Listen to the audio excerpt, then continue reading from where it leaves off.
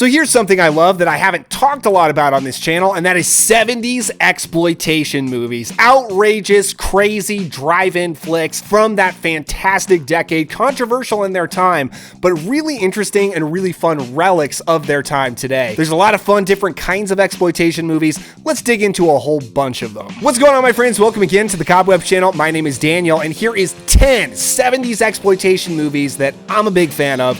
Let's get into it. Just when you thought horror films reached an intensely shocking peak of terror, here is Cathy's Curse. Cathy's Curse from 1977. A young girl is possessed by the spirit of her dead aunt who died decades ago in a car accident. Soon, members of her family begin to mysteriously die off. So there are a lot of different categories, subgenres of exploitation, and all of my picks are going to fall into different ones, and Cathy's Curse represents Canucksploitation, which is the word for Canadian exploitation films that were made back then. So yes, it is a Canadian film, and it's the only movie on this list that I'm going to classify as so bad it's good. Yes, there are a lot of trashy, sleazy, low budget, ridiculous movies that fall into this category, but the other 9 movies I'm going to talk about I think are legitimately really good.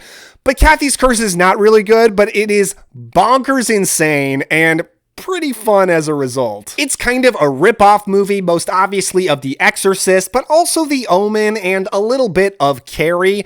It is just wild watching this little kid get possessed, and as she becomes like a foul-mouthed, cruel, bully, raging misogynist, just treating everyone around her horribly, except her dad, who's the only one that she's keeping on her side. And her mother, like, is maybe the craziest thing about this movie, because she boldly declares at the beginning of the film that she recently had a nervous breakdown. You know and I know that I've had a nervous breakdown, right? Well, it's not hereditary and it isn't catching. So now she's just losing her mind all through the film. And a lot of times she's right, but she still ends up coming across bonkers crazy. But Cathy has a bizarre set of superpowers that she has gotten with her possession, like glowing eyes, conjuring spiders and snakes, making food around her rot. But my favorite of her crazy moments is much simpler. Breakfast is ready.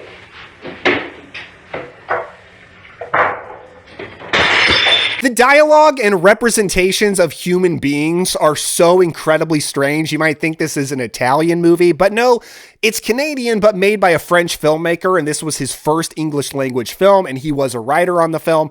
Maybe that contributes to the fact that the dialogue doesn't feel like it's delivered by human beings, but I don't know. Cathy's Curse is an absolutely wild time, and I think it's pretty fun. Nothing can hold her. Not chains, not bars or men. Sweet Sugar. Sweet Sugar from 1972. A young woman is arrested in a drug bust and chooses to work on a sugarcane plantation with other convicts instead of going to jail. So this falls under the category of women in prison, which was actually a really popular subgenre back in the 70s. There's a lot of women in prison movies. And Sweet Sugar is probably the most fun one that I've personally seen, because the thing is, it does have its crazy violence and its sexploitation aspects, because that was a big appeal of the women in prison movies, is you had a lot of women gathered in an area and they take their clothes off a lot, and that's why people went to see the movies. And Sweet Sugar, it has that kind of stuff, but it also has a lot of comedy. It's actually really self-aware, and there's a lot of very funny moments, often because of dialogue. I actually think there's a lot of cleverly written lines and conversations that are really funny. It's only because you don't understand how far my proposal extends.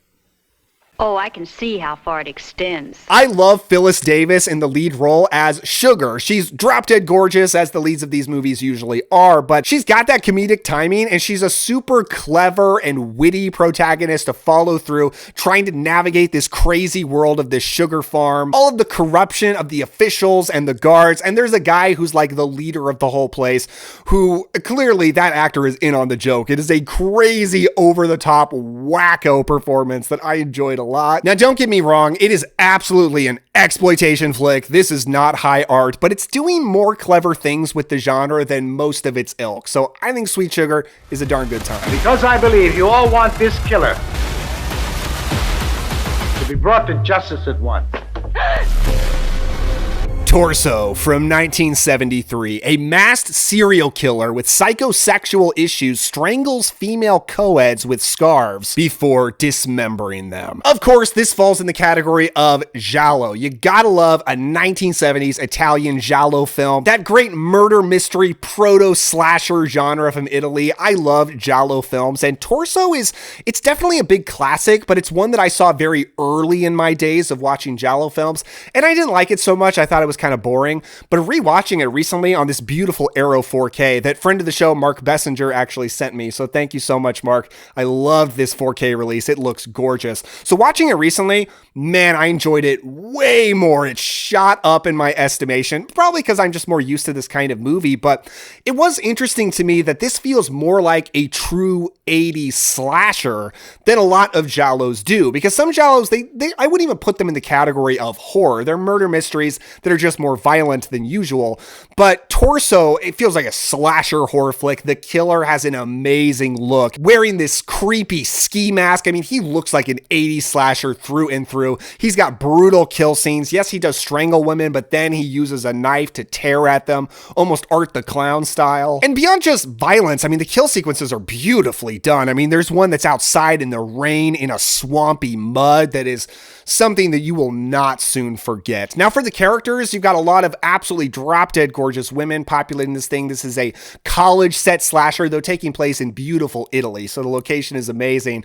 But the lead is played by my beloved Susie Kendall. I've talked many times about how I'm a big fan of Susie Kendall, particularly from The Bird with the Crystal Plumage, which is one of my top giallos of all time, and she's great in this one too. And almost the whole third act is our solo main character trapped in a house with this killer, just pure suspense trying to survive. It's really cool. Director Sergio Martino is a legend of giallo. He's got so many classics, and Torso is another one of his beautifully stylistically directed greats. To avoid fainting, keep repeating to yourself, it's only a movie. Last House on the Left. The Last House on the Left from 1972, which is about two young women who are on their way to a rock concert who, while attempting to score some drugs, run into a group of vicious criminals who torture, assault, and murder them. Yeah, that sounds like a good time, right? So this falls into the category of rape revenge. There were a lot of these movies in the 70s. They were controversial in their time. They continue to be controversial today. And it's not a genre that I watch very much of, that I've seen a whole lot of. But The Last House on the Left, of course, I've seen, because one, it's a classic, but two, it's directed by Wes Craven. And Wes Craven is truly one of my absolute top directors of all time. I just adore Wes Craven. And this is a horror movie directed by a guy who doesn't know what a horror movie is. And that may shock you in saying about Wes Craven, but he was actually brought up very religiously and was kept away from horror movies and pretty much just movies in general. And as he was breaking away from his upbringing and trying to make movies, he was hired to make a horror movie, not really knowing what a horror movie is. And he was just like, well, this is horrifying, right? Yeah, it is, but it goes further than pretty much any other horror movies did. I mean, certainly in their time, and even today. So yes, it is very disturbing, certainly what the criminals do to these young women, but that actually doesn't last too long. It then becomes about the revenge of their parents against the criminals, and it's about what kind of depravity are normal people capable of if they are pushed. Interesting fact about the movie, it's kind of a remake of Ingmar Bergman's The Virgin Spring, which is an amazing movie and is better than The Last House on the Left, but I still love Last House on the Left more than most sick, disturbing movies because it's so interesting. I mean, it has so many weird quirks to it. It's got like bizarre comedy relief moments, like with some goofy cops and some twangy folk music. And the criminals are humanized so much more than you would ever expect from a movie like this. I mean, they have these moments of like regret and of being disgusted with themselves and bonding between them. And it's really weird, uncomfortable, but very interesting. So I've seen some boring exploitation movies for sure. I've seen some that are sick and disturbing, but don't have much merit beyond that. Last House on the Left is not one of them. A consistently interesting film. I really like it. You will actually see the sinister Dr. Jekyll change in mind and body into the totally evil Sister Hyde. It is I who exist, Dr. Jekyll, not you. Dr. Jekyll and Sister Hyde from 1971, which is about the famous mad scientist Dr. Jekyll, who is trying to find the key to eternal youth and discovers a serum that turns him into Sister Hyde, a beautiful woman. So this goes into the category of Hammer or just sleazy gothic horror movies, because while Hammer was definitely a more classy studio in the 50s and much of the 60s, they got much more exploitation-like and sleazy and more bloody in the 70s. Dr. Jekyll and Sister Hyde is a great example of that. A really interesting take on Dr. Jekyll and Mr. Hyde, that classic story, a classic story that I love, but this is such a good twist on it. Now you got Ralph Bates as Dr. Jekyll, who Hammer put as the lead in a lot of movies, and often I don't think it worked out super well, but it worked out great here. He is so good as Dr. Jekyll, a super arrogant mad scientist who does horrible things in order to achieve bodies he needs for his experiments. Because obviously it's a Jekyll and Hyde movie, but it's also kind of a Burke and Hare film and a Jack the Ripper movie. In fact, if I were to tell you the most satisfying Jack the Ripper film I've ever seen, I might point to this one, even though it technically doesn't count, but he has got the look. And when you watch Dr. Jekyll killing young women, I mean, it is pure Jack the Ripper kind of stuff. And it's really, really well done. The gothic atmosphere is out of this world. The exploitation, the sleaze elements are all very much there. Martine Beswick as Hyde is phenomenal. And the two of them really look like they could be the same person. It's really, really well done. The dialogue, and it's like such a well-made movie while being just such a bonkers crazy exploitation flick. And that's like a match made in heaven for me. So I love this movie. If anybody asks you what happened, tell them you've been hit by a truck. Matt Truck Turner. Truck Turner from 1974 is about Truck Turner and his partner Jerry, who are two bounty hunters in Los Angeles who are hired to hunt down Gator, a vicious pimp. So this falls in one of the most popular subgenres of 70s exploitation, and that is blaxploitation, which is such a fun group of movies. While black actors were often relegated to supporting roles and stereotypical roles throughout classic Hollywood, when we went into the 70s, a landmark film came out called Sweet Sweetback's Badass Song that was a big hit and showed that you could make really popular movies about black communities. And it set off this whole subgenre that was controversial in its time because it still had a lot of stereotypes that a lot of people didn't like. But today there's such an interesting time capsule and really just a great part of film history. You know, I really like blaxploitation films, and my personal favorite is Truck Turner. Truck Turner is awesome. It is just a classic badass bounty hunter versus criminals action movie. Absolutely love Isaac Hayes in the lead role as Truck Turner. I mean, he's really cool and tough in the movie, but he's built up by all the characters around him, talking up like Truck Turner is the biggest badass ever, and people are hired to kill him, and they're like, whoa, you didn't tell me I was going after Truck Turner. Like, I'm out. I don't have a death wish. And Isaac Hayes is probably most known as a singer-songwriter of R&B music, and his music is throughout this film, so the music is great. Blaxploitation movies usually have a very funk-like score. It's very distinctive. Truck Turner definitely does as well.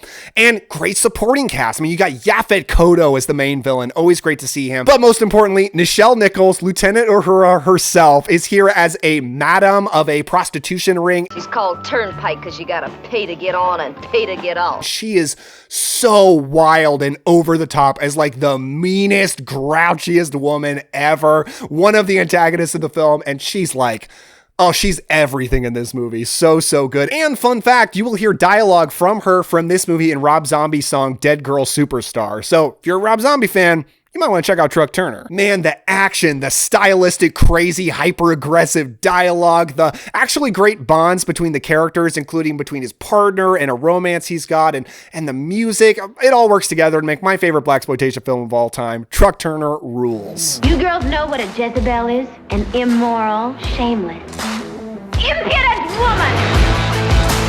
Switchblade Sisters from 1975, which is about a tough gang of guys and girls, but it most focuses on the girls, as a new girl unexpectedly comes in and challenges the loyalty of various members, and they engage in a turf war with another gang. That's, I don't know, the best way I can describe Switchblade Sisters. It's, you know, the category of this one is teen gangs, basically, which certainly there were a lot of movies like that, but the category is really Jack Hill. All right, director Jack Hill, he directed this movie. He made so many exploitation films in the 60s and 70s, most predominantly, and he's awesome. I mean, he made like two of the most popular blaxploitation films ever with Coffee and Foxy Brown. I'd actually put Foxy Brown as my second favorite blaxploitation movie. So he made so many classics, and I love Switchblade Sisters. It is so much fun. Now, it's about a bunch of high schoolers who are in these gangs. And a lot of times when you watch movies about high schoolers, it's clearly like 20 to 30 somethings. They don't look like high schoolers. But here in this movie, they look like teenagers. And it feels like watching a bunch of kids just engaging in like crazy warfare. All the interactions and the dialogue in this movie is so aggressive. It is like so aggressive. It's kind of hilarious in a super entertaining way. Cause I mean, nothing that they do in this movie matters. They're just a bunch of dumb teenagers in these gangs accomplishing absolutely nothing. Their wars are meaningless, but they're so passionate about it. And all of the relationship drama and their emotions are so strong. And you're just like, I mean, by the third act of this movie, you're watching a bunch of teenagers in like Saving Private Ryan mode at a roller rink. It's insane. And it's so fun. I mean, I just love it. Like, all the actors are so over the top, but they pitch it perfectly to where, like, I wouldn't say it's bad acting. I would say, like, it's specific. It is stylized. It is really, really great. I mean, it's got one of the greatest lines of dialogue of all time. My old man, God rest his ass, told me once. There's a girl with an eye patch. They've got machine guns. It's really violent, and I just think it's a blast. So I just really love Switchblade Sisters. It's actually a favorite of Quentin Tarantino. And if you haven't seen it, it's so entertaining. Check it out. What evil force drives the car? The Car from 1977, which is about a Utah community who is terrorized by a mysterious car that appears out of nowhere and begins running people down. After the car kills off the town sheriff, one deputy rises to leadership over the whole town to stop the mysterious driver. So The Car falls under the category car exploitation. There were so many car movies back in the 60s and 70s, and maybe a little bit the 50s too, just really showcasing crazy car stuff, stunts, crashes. The Car totally fits into that. And this is a movie that I actually saw for the first time a long time ago, and I remember liking it, but it never stuck out in my head as a favorite. But I just rewatched it before making this, and wow, this is a favorite. This is absolutely like an all-time favorite. I loved The Car so much. Now, at its heart, it's a Jaws ripoff, and that's a whole other subgenre of exploitation films. There were so many Jaws ripoffs after Jaws blew the doors off in 1975. And The Car is what if the shark is a car, and it's driving around acting like a shark, killing people. I mean, the opening scene is like, it's Jaws, but it's with a car. But I think like it achieves being more than that because the characters are so lovable. Now you got James Brolin in the lead, such a like cool, natural, charismatic guy, not really known for being like one of the greatest actors, but he's just so natural on screen that I just love him here. He's a single dad of two girls dating a school teacher who is played by Kathleen Lloyd, and Kathleen Lloyd's the MVP of the movie for me. Like, she is so charming and lovable. Just all the characters here are great. I like all the build up in the movie, just watching them interact before the car stuff really ramps into gear. I love it all. But then The Car is awesome. It is a terrifying threat. It gets into supernatural territory. This isn't just like Steven Spielberg's Duel. This has got more up its sleeve. Great car stunts. And maybe my favorite thing about the movie is that while it is an exploitation film, and you could say it's kind of silly, it never treats anything like it's silly. Like, death is very meaningful in this film. And I respect that. I really do. Like, whenever people die, like, it matters. Characters grieve. It feels like this car is ripping apart their town, and they are so desperate to stop it. And that just gets me so much emotionally invested. I'm like, yes, I love these people. I love this town. We've got to take this car out any means necessary. James Brolin, make it happen. And there really are some devastating deaths in this movie. Like, nobody is safe, so that keeps the tension really high. It's a great looking movie. It's got that great just 70s horror look. Some might say I'm overselling this, but I just had such a wonderful time rewatching it. I think it has so much legitimate merit, and I love this movie. A white-hot night of hate.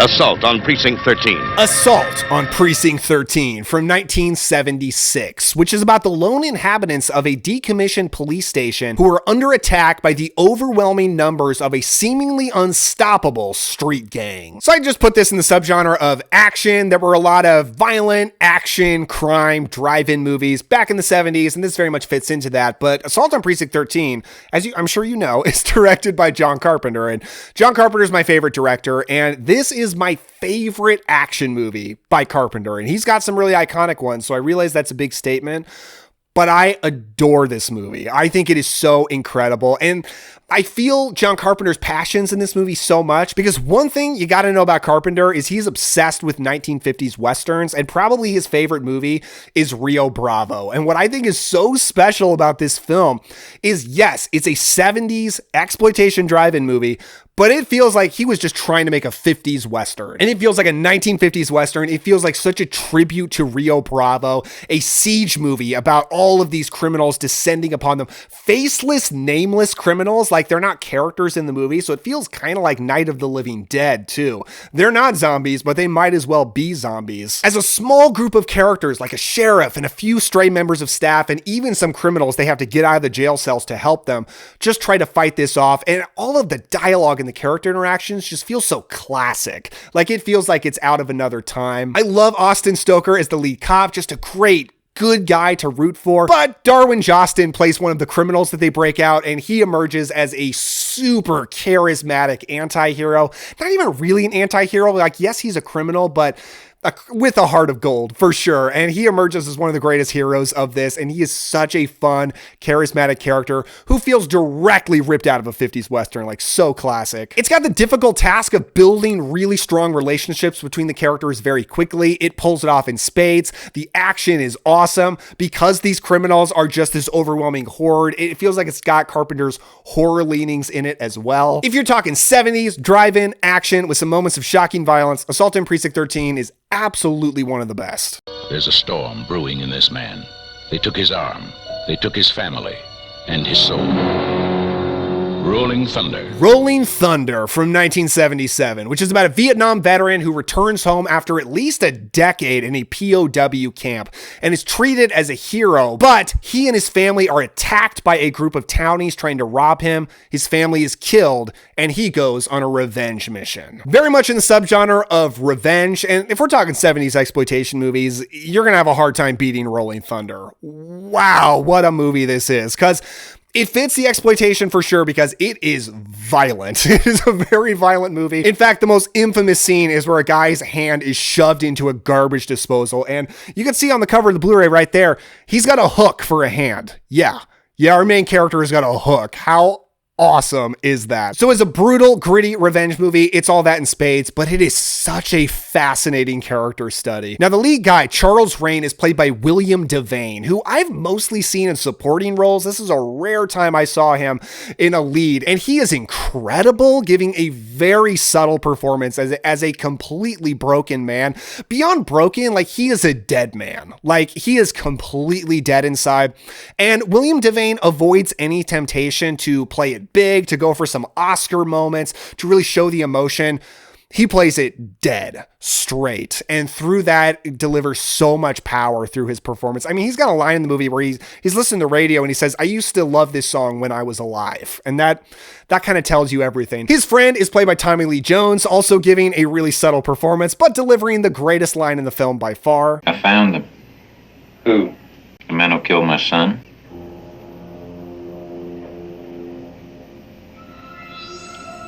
"I'll just get my gear." I think what I find so interesting about this is most revenge movies are about a character who's been broken by a horrible event and goes out on revenge, but this is a man who was broken before. And it almost feels like he welcomes this opportunity to go out and do the only thing he knows how to do because he can't adjust in society. He's like the Western gunslinger, right? He fights to protect the world, but he doesn't belong in the world. And he gets a violent mission, and it feels like that's what he wants. And it is so fascinating, but it is so satisfying. Epic revenge film. Rolling Thunder is, I think it's like one of the greatest movies of its decade. Before I go, I just want to give a huge thank you to my patrons who really allow me to spend as much time on this channel as I do. I really appreciate you guys. With a special shout out to Mick Zazworski, Mary Ware, and Jacob Hill. You guys are the best. So that's my list, but give me some recommendations down in the comments below. Let's talk about some more exploitation films. Maybe you can suggest enough to make another list. And if you want to hang out with me more, you can click this video right over here and give a like and a subscribe if you enjoyed it. I would certainly appreciate it. Thank you all so much. Don't forget to enjoy yourself today, have some fun, and I'll see you next time.